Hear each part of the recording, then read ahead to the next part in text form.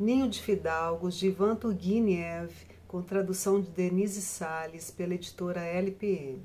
Esse livro foi publicado originalmente em 1859. Quando nos deparamos com o título, nos pomos a pensar o que significa. O sentido desse título vai ser desvendado a partir do momento em que enfrentamos a leitura. A gente vai compreendendo o significado. Para mim, ao ler o livro, me fez pensar num outro livro, A Reprodução, de Pierre Bourdieu e Jean-Claude Passeron, que trazem aqui na epígrafe um poema que eu vou ler para vocês. Diz assim: o capitão Jonathan, estando com a idade de 18 anos, captura um dia um pelicano numa ilha do Extremo Oriente. O pelicano de Jonathan, de manhã, põe um ovo inteiramente branco, e daí sai um pelicano, espantosamente parecido com ele. E esse segundo pelicano, por sua vez, põe um ovo inteiramente branco, de onde sai, inevitavelmente, um outro que faz o mesmo. Isso pode persistir por muito tempo, se antes não fizermos uma omelete. Então, esse poema do Bourdieu e do Passeron, acho que ilustra muito bem o sentido do título do livro, Ninho de Fidalgos. O que é um ninho? Um ninho é um lugar onde as aves botam seus ovos.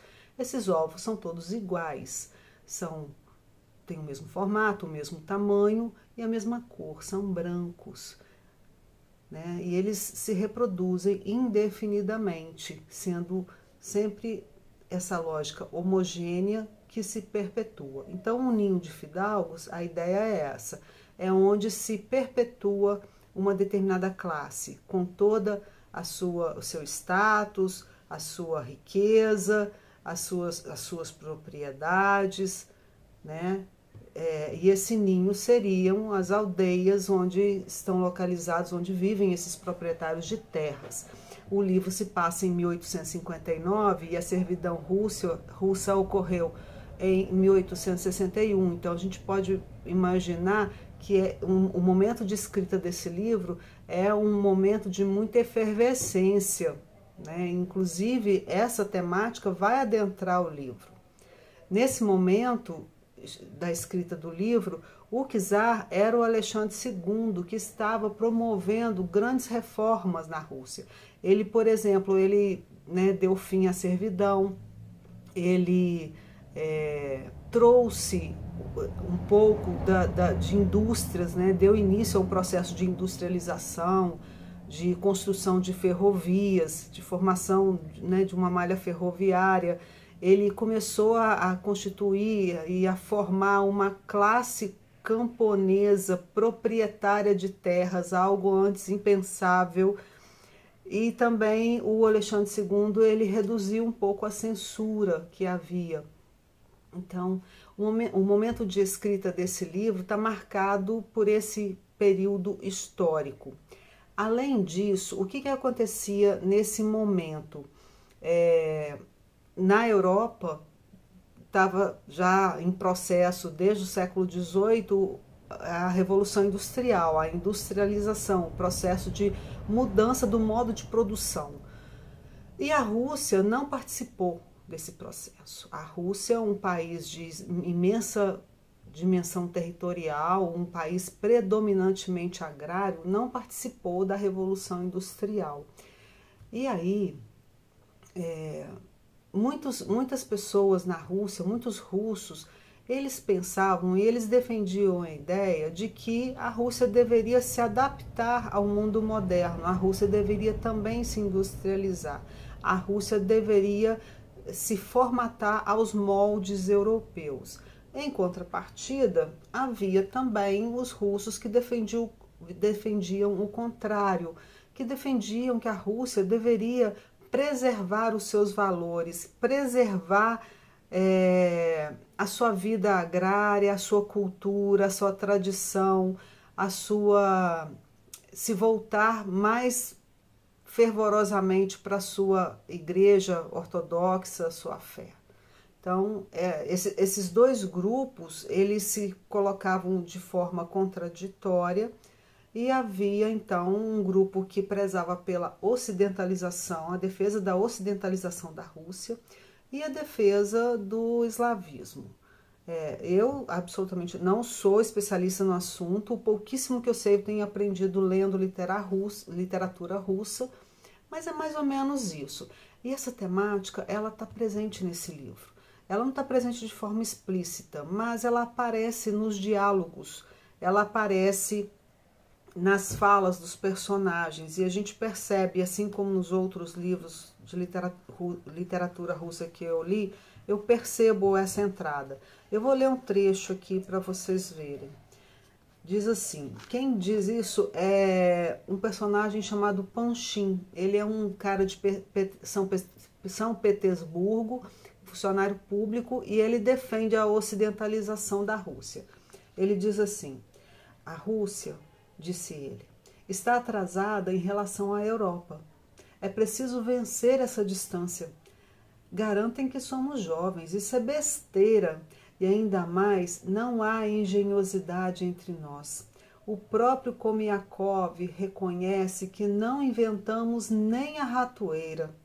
Por isso, contra a nossa vontade, temos de tomar tudo emprestado dos outros. Estamos doentes, mas estamos doentes porque apenas metade de nós tornou-se europeia. Aquilo que nos adoece também nos deve curar.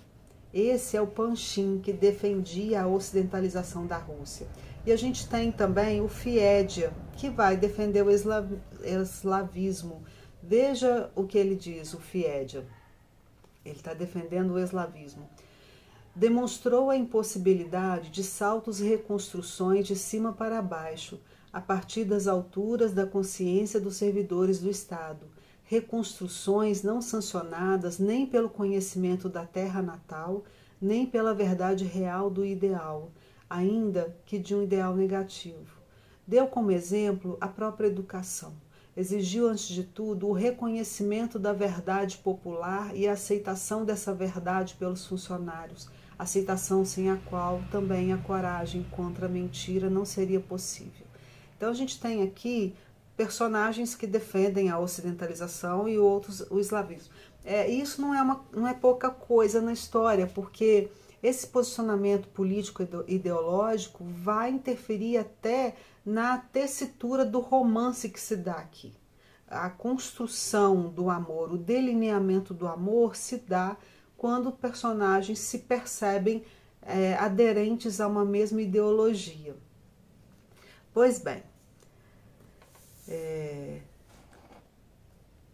outro tema que está presente nesse livro é a educação da nobreza, que tem a ver com o título. Como essa nobreza, ela quer se perpetuar, ela quer se manter perene, ela preza pela educação dos filhos, uma educação voltada para a filosofia, para a ciência, para a matemática, uma educação bastante erudita, uma educação que incorpora as artes, a música. Essa educação, ela está presente na formação de vários personagens e ela também vai causar alguns problemas, conforme eu já vou dizer. Bom, quais são os personagens que estão presentes nessa história? São vários. Vou falar de alguns. São todos muito complexos, muito interessantes e alguns deles muito apaixonantes. Nós temos a Maria. A história começa num núcleo familiar, que é da família Kalitin, que é essa que eu vou trazer a princípio. A Maria, ela tem 50 anos e ela é viúva desse Kalitin. Ela tem 2 filhas e um filho. Esse filho, ele só é citado, mas o nome dele nem aparece. Ele só vai aparecer no final da história, mas a gente não sabe o nome dele. Ela é uma mulher voluntariosa e o interesse principal dela é perpetuar os privilégios de classe. É o que ela quer. E ela quer fazer isso via casamento, que era o que se fazia. Como que se perpetua e se preserva esse patrimônio? Através do casamento. E qual é a origem desse patrimônio? É a exploração, né? Essas pessoas, elas eram muito ricas porque viviam num regime, num sistema político aos moldes feudais, com os servos, então toda a riqueza deles era fruto da exploração. Maria quer preservar esse estado de coisas, Então, ela quer fazer isso via casamento. Ela quer casar a filha Lisa com um homem que ela imagina que vai trazer status social e trazer não, porque ela já tem, mas que vai preservar o status, né? Não vai desmantelar o ninho. Nessa mesma casa mora uma tia de Maria, chamada Marfa. Ela é uma gracinha, ela tem 70 anos e ela é aquela pessoa que não faz curva para falar, ela diz tudo na cara. Se ela gosta e gosta imensamente, e ama e protege, e acolhe e defende. Agora, não queira cair na malquerência de Marfa, porque quando ela não gosta, ela diz na cara, ela se retira da sala na frente das pessoas. Ela é uma mulher pobre e ela é aquela tia que quando todo mundo está na pior, né, que a vida deu tudo errado na vida da pessoa, ela acolhe. Né? Quando a sociedade toda está recriminando, discriminando, é ela que acolhe, a tia Marfa. E ela é uma pessoa muito verdadeira e ela se irrita muito com a hipocrisia social. Ela mora junto com a sobrinha Maria.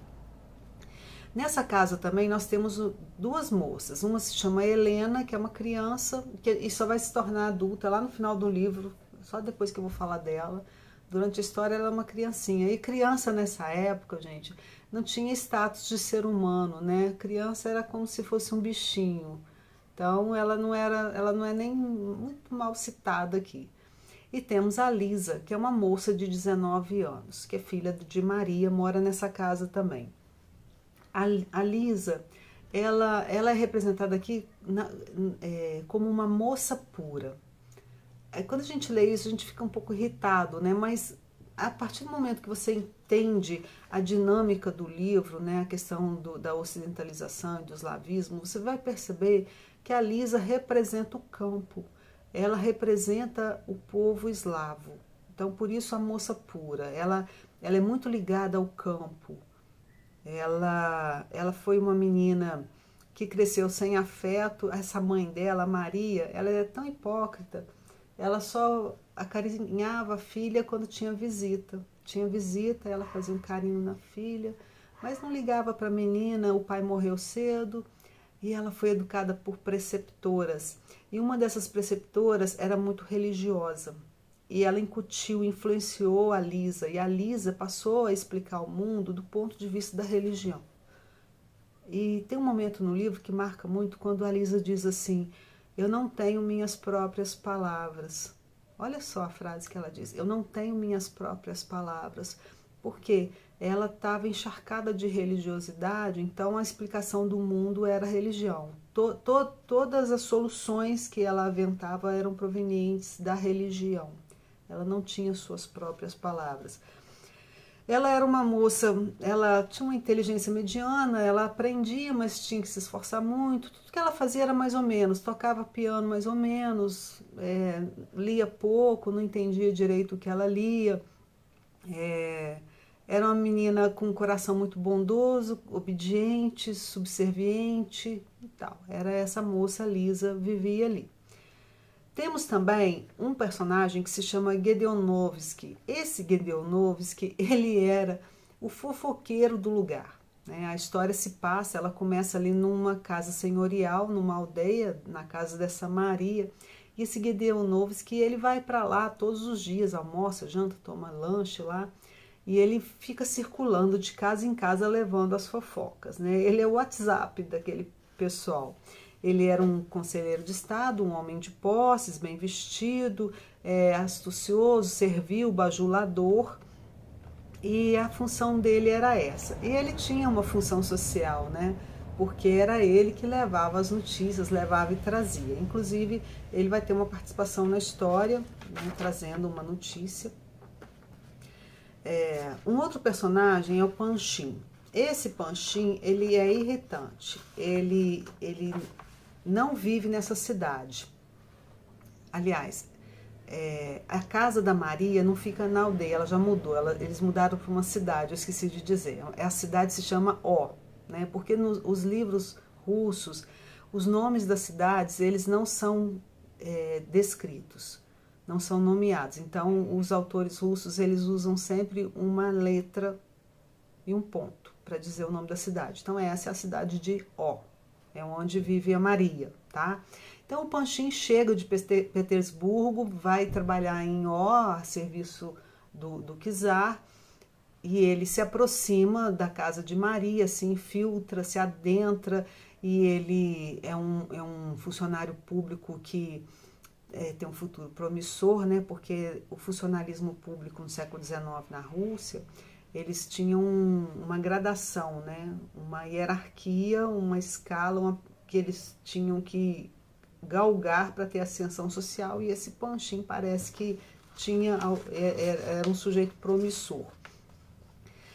Ele foi um estudante medíocre, o pai dele era pobre, jogador, falido, só que esse Panshin, ele desde muito cedo, ele entendeu como que ele podia se dar bem. E isso eu percebi em muitos livros da literatura russa. Quando a pessoa quer se dar bem, ela vai fazer o jogo social, ou seja, ela vai bajular, ela vai dizer coisas que são bastante positivas e favoráveis aos ouvidos dos seus interlocutores. Esse Panshin aprendeu esse traquejo social, e ele fazia isso como uma arte.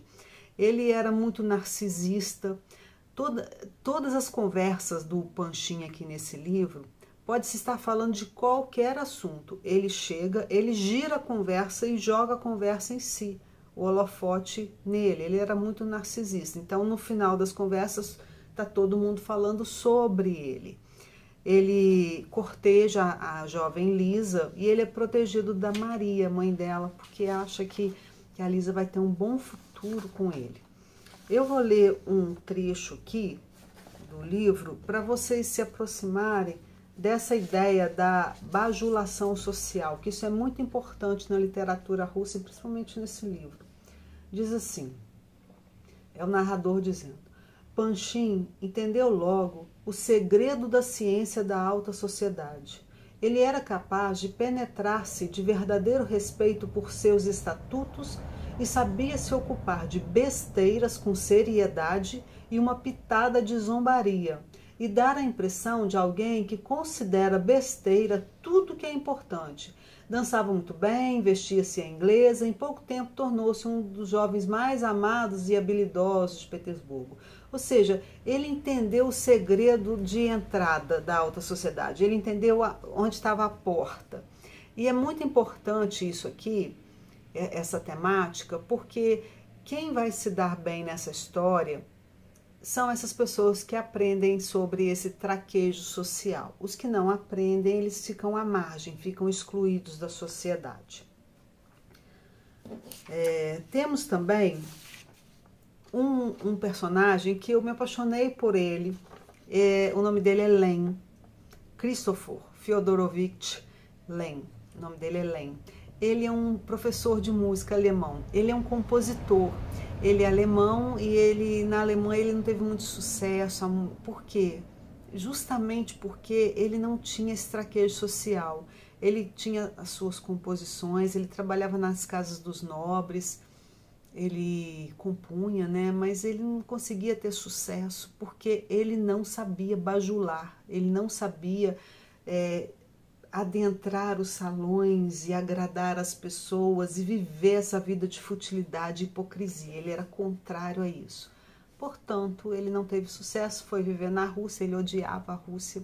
E lá ele se tornou professor de música nas casas dos fidalgos e vivia uma vida pobre, muito triste, e ele tinha sempre uma visão muito crítica sobre a futilidade dos fidalgos, tanto que ele detestava o Panshin. Um outro personagem que vai aparecer só lá no capítulo 8 e que aí quando ele aparece eu levei um susto, porque eu pensei assim, é a história de Maria, de Marfa, de Lisa, de Panshin. Panshin vai casar com Lisa, eu estava pensando isso. Lá no capítulo 8 aparece um personagem chamado Fiedia. Esse Fiedia, ele ocupa quase que o livro inteiro. Para começar, para a apresentação do Fiedia, são 10 capítulos, só para tratar do Fiedia. O Fiedia é sobrinho neto de Maria. É uma história longa, a história dele, e é uma história fantástica. Ele é filho de uma linhagem de aristocratas E ele... Cadê o Fiedia? Achei. E o Fiedia, ele... O que é a história dele? O bisavô era muito rico, o avô herdou herança, o pai herdou herança, e ele herdou herança, e a gente fica pensando assim, que dinheiro é esse que não acaba, né? Mas não é que o dinheiro não acaba, o dinheiro, ele se reproduz através da exploração. A exploração dos servos, do trabalho servil. Então, o Fiedia herdou as terras, herdou os servos, e ele era um moço muito rico. E ele, como que se deu o nascimento dele? O pai dele chamava Ivan. Esse Ivan era um fanfarrão, um beberrão, porque ninguém aqui trabalha não, tá, gente? Ninguém trabalha. Eles vivem só de música, de festas, de bailes. E esse Ivan, o pai do Fiedia, ele era namorador, tal, sedutor, galante, e aí tinha uma camareira lá na casa dele, que servia a mãe dele, uma moça muito bonita e tal, e ele se apaixonou por ela, ela se derreteu de amores por ele, e eles fugiram, porque o pai jamais iria admitir que eles ficassem juntos. Fugiram, se casaram. O nome dela era Malânia, uma pessoa, uma personagem admirável na história. Malânia foge com Ivan, esse beberrão inútil, fútil, bobo, e eles fogem e ela engravida. Quando ela engravida, esse Ivan pega a mulher dele, a Malânia, e coloca lá na casa da tia Marfa, aquela tia que eu já falei dela, e Marfa acolhe. E esse Ivan sai pelo mundo, de país em país, bebendo, viajando, festejando e tal. Sei lá, deu uns 10 anos ele volta. E nisso, o filho dele já nasceu, que é o Fiedia. Já nasceu e a mulher dele tá para morrer, a Malânia, ela morre. E o Ivan volta. Aí, coitado desse Fiedia, né? Vai morar numa casa onde as pessoas detestam a mãe dele, a história da mãe dele, porque ela era mujique, né? Filha de mujique, uma camareira, uma serva. Então ele é considerado meio mujique, ele não é considerado um nobre. E esse Fiedia, ele vai ser educado nessa casa senhorial por uma tia chamada Glafira, uma mulher amargurada, uma mulher cruel, perversa, e também pelo pai, que vai criar um sistema de educação para o filho. Então trata muito da educação. Basicamente, o que era essa educação? Era uma educação erudita, uma educação baseada na memorização, uma educação que ela tinha como princípio a solidão. O menino tinha que decorar, memorizar sozinho, ele não tinha interlocutores, não tinha colegas.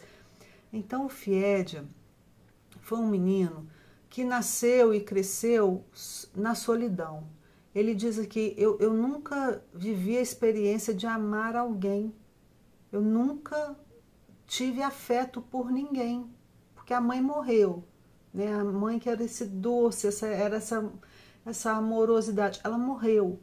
E o pai era essa coisa louca, a tia era perversa. Então ele cresceu sozinho, né? A educação dele então foi muito erudita, foi rígida e foi solitária. Ele não aprendeu, o Fiedia não aprendeu a se relacionar em sociedade. E aí eu não estou falando do tal traquejo das altas rodas, não. Estou falando de se relacionar mesmo com os outros. Ele tinha, então, na idade adulta, ele tinha uma vastidão de conhecimentos, mas ele tinha nenhuma possibilidade de relacionar-se socialmente.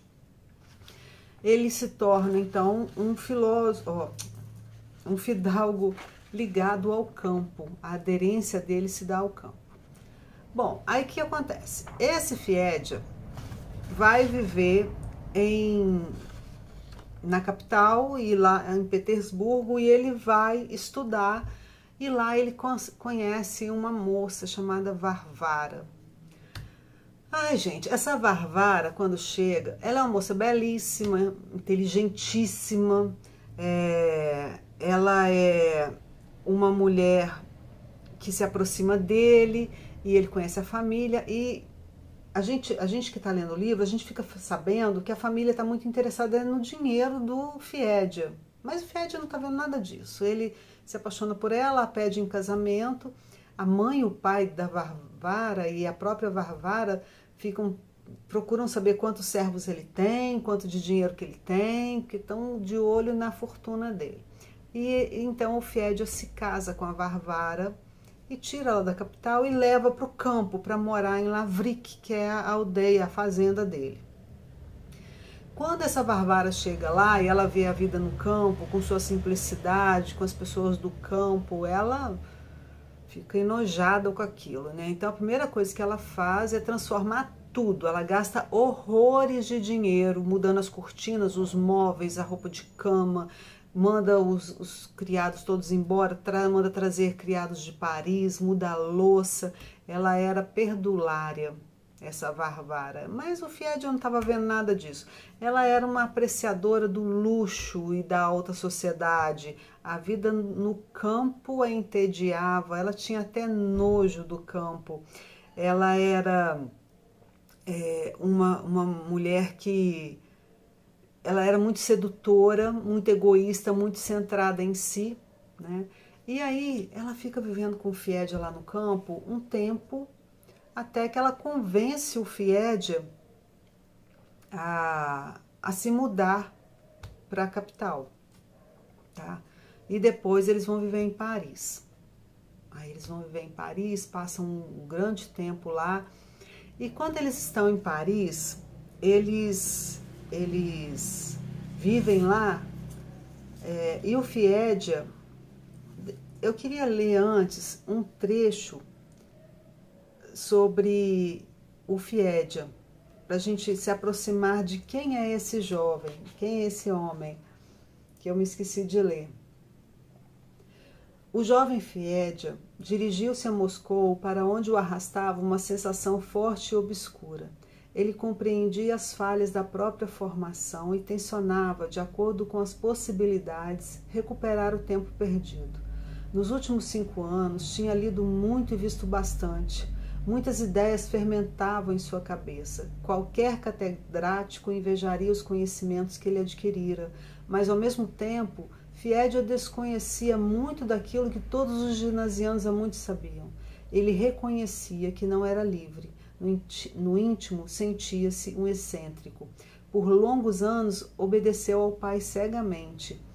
Ele não conseguia travar amizades. Aos 23 anos de idade, com o amor ávido e indomável num coração envergonhado, nem uma única vez ousara fitar uma mulher nos olhos. Então esse era o Fiédia, era um cara tímido, um cara bem avesso ao trato social, casou com essa Varvara, ela mudou toda a casa dele no campo e ela o convenceu a ir morar em Paris. E eles foram morar em Paris. Quando eles chegaram em Paris, o que acontece? O Fiédia continua dedicado aos seus estudos, ele era um estudioso, e Varvara sai para vivenciar a alta sociedade, participa de reuniões, de bailes, de saraus, de festas. Ela está sempre nas altas rodas, se veste maravilhosamente bem, é uma mulher inteligentíssima, uma mulher que sabe adentrar essa alta sociedade e se dar bem. Tudo que ela tinha, né, em termos de entrada na alta sociedade, o Fiédia tinha de menos, né? Ele era mais recluso. Bom, aí um dia o Fiédia entra no gabinete da Varvara e acha um bilhete de um amante. Tá escrito lá alguma coisa, o amante dizendo vamos nos encontrar e coisa e tal. E o Fiédia simplesmente arruma as coisas dele e sai de casa e vai embora e diz estamos separados. Não discute com ela, não a vê mais, não acontece nada, ele vai embora. Nesse momento da história, eu fiquei pensando se nós não teríamos aí uma nova Capitu, né? Eu fiquei pensando, mas será que Varvara atraiu mesmo? Ele achou o bilhete escrito com uma letra que não era dela. O que será que aconteceu? Será que Varvara traiu o Fiédia? E fiquei com isso durante quase o livro todo, só lá no final que eu fui entender o que tinha acontecido. ela não era uma nova Capitu, né, de Dom Casmurro. Ela, na verdade, infelizmente, a Varvara, ela tinha mesmo esse espírito perdulário, ela era realmente o modo de vida dela era a sedução, era dela, ela era assim, e ela se casou com ele porque ela precisava de recursos para mantê-la nessa ambiência que lhe era preferida. Assim como a Lisa representava o campo e o eslavismo, eu tenho entendimento de que a Varvara, ela representa aqui o Ocidente, né? A modernidade, o progresso. Então, as duas representam esses dois universos que entram em contradição na disputa nesse livro. E aí, a Varvara, então, o Fiedia sai da casa, primeiro ele vai para a Itália, fica lá uns 4 anos, né, abandona a Varvara e ela continua nas festas, ele continua mandando dinheiro para ela gastando muito, comprando vestidos, comprando joias, feliz da vida, participando de tudo, e ele fica na Itália uns 4 anos, e ele não volta para a Rússia porque ele está envergonhado, mas depois de 4 anos ele decide, detalhe, Varvara estava grávida. Mas quanto a essa gravidez, não fala aqui se o filho era dele, se não era. Essa criança, como eu já disse, criança não tem muito vez aqui nesse século XIX, não, sabe? Mas depois eu vou falar um pouco dessa criança. Então, o Fiedia, depois de uns 4 anos, ele volta para a Rússia. E aí ele chega lá na casa da Maria, lá naquela família Kalitin, que eu falei no início, que era a tia dele. Ele chega lá na casa da Maria e ele percebe que a Lisa cresceu, a Lisa se tornou uma jovem muito bela, então ele vai se envolvendo com a Lisa, vai se apaixonando por ela, a Lisa também vai se apaixonando por ele. Só tem um detalhe, ele é casado. Apesar dele estar separado, ele é casado. E na Rússia, o divórcio ele só era concedido a partir de um processo assim, muito difícil, era uma coisa assim absurdamente difícil de ser conquistada, inclusive quando os czares se casavam e queriam se divorciar e não podiam se divorciar, né? O único jeito deles se livrarem da mulher era mandando a mulher para o convento. A partir do momento que a mulher ingressava no convento, o homem podia se casar de novo.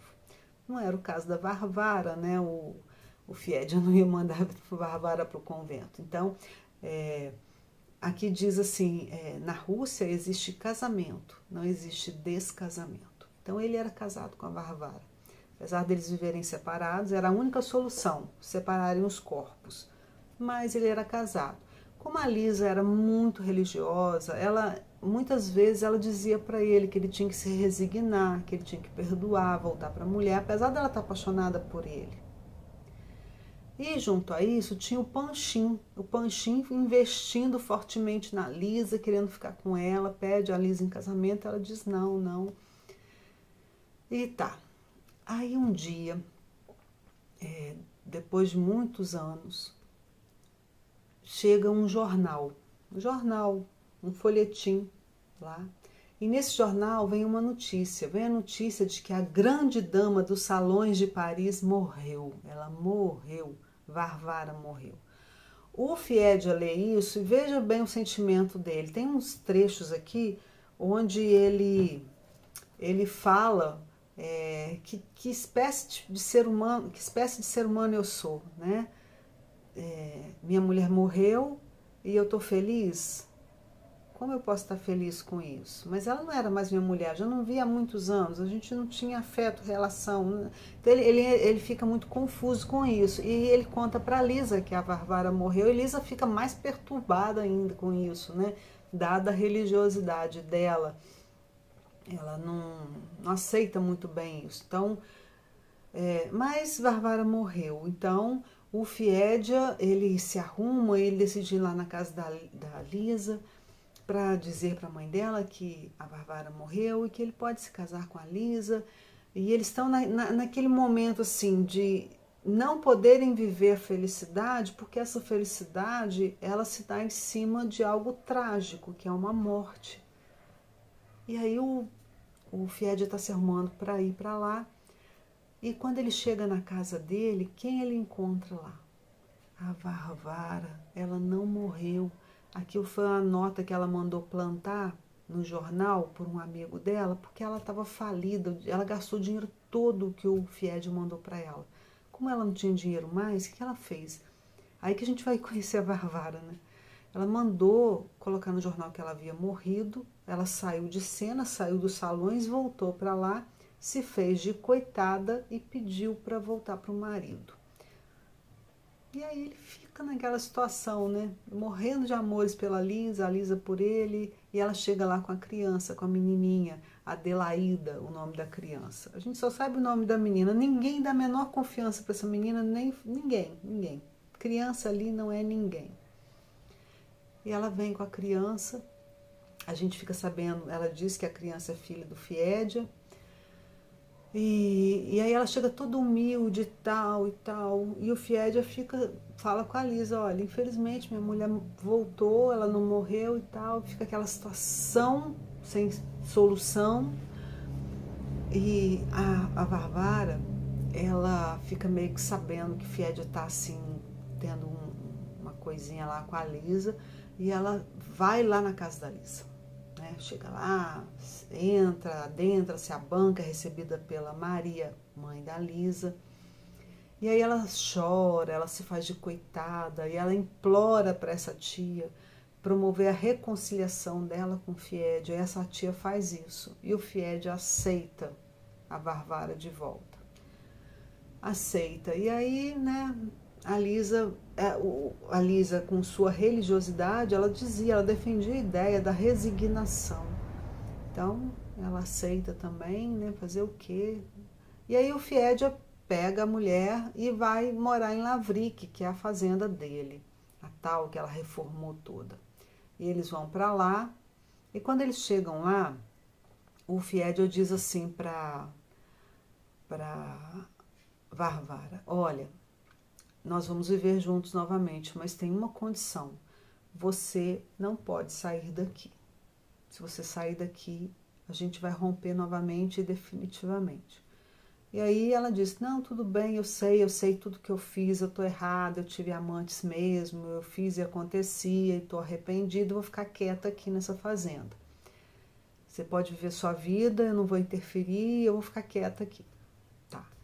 Aí o Fiédia pega e vai para Moscou, passar uns meses lá. E nesse ínterim, a Varvara, ela continua frequentando a casa da Maria, da tia. E lá ela conhece o Panchim, aquele funcionário público, bajulador, hipócrita, fútil, alpinista social. Ela conhece ele lá, o tal que queria casar com a Lisa. E ela seduz esse Panchim. Ele se perde de amores por ela e ele consegue encontrar um apartamento em Paris, aluga esse apartamento e ele foge com a Varvara. A Varvara foge de novo. A Varvara apronta outra vez, foge e vai viver a vida dela, que era a alma dela, né? A alma dela era essa, ela era uma intelectual, uma artista, uma pessoa dada às altas rodas, ao luxo, e era a alma dela. Ela se casou com um cara do campo que queria lavrar a terra, mas porque a família e ela, não sei bem, né, queriam se apossar dessa riqueza, eles precisavam desse capital, então ela se casou, mas essa não era a alma dela. E nisso tem uma beleza também, né, porque ela não nega quem ela é. Né? Ela foi viver a vida dela de novo, voltou para as altas rodas, levou o Panchim junto e foram viver lá e tal. E aí a gente termina o livro assim, né, pensando, puxa vida, o Fiédia não pôde se casar com a Lisa porque Varvara voltou, ela voltou, promoveu a separação deles e depois largou tudo e voltou para aquela vida. A Lisa se enfiou dentro de um convento, foi ser freira, né? E assim, depois de muitos anos, a Lisa está no convento, a Varvara está lá vivendo a vida dela, feliz da vida.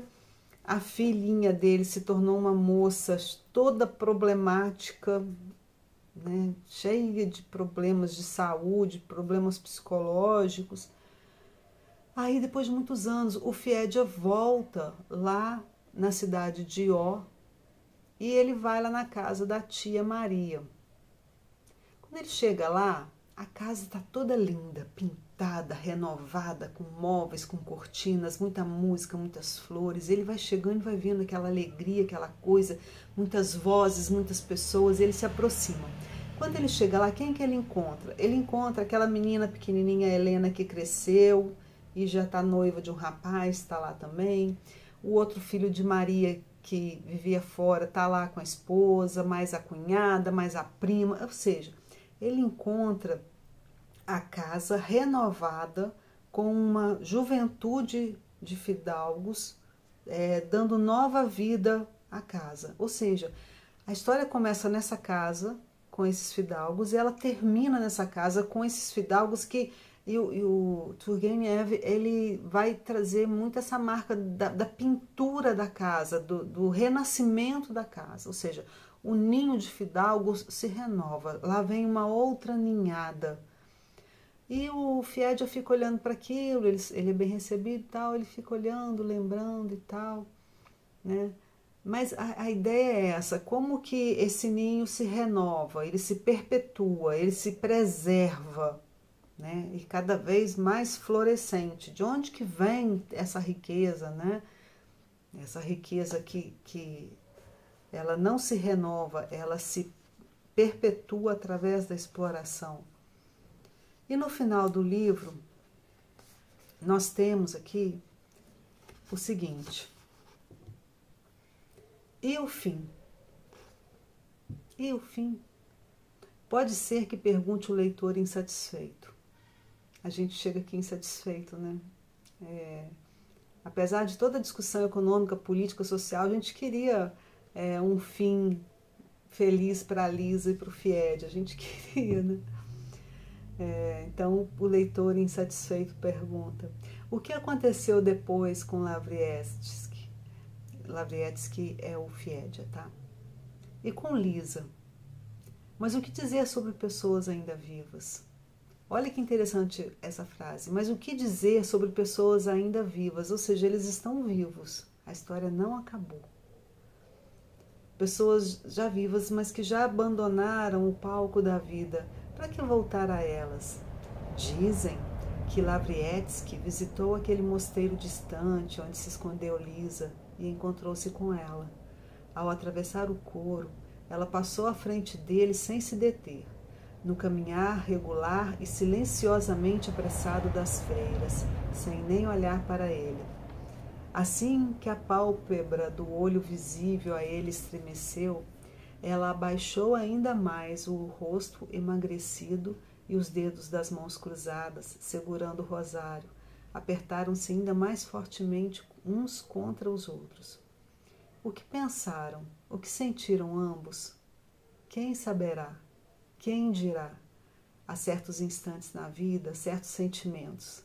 É possível apenas mencioná-los e seguir adiante.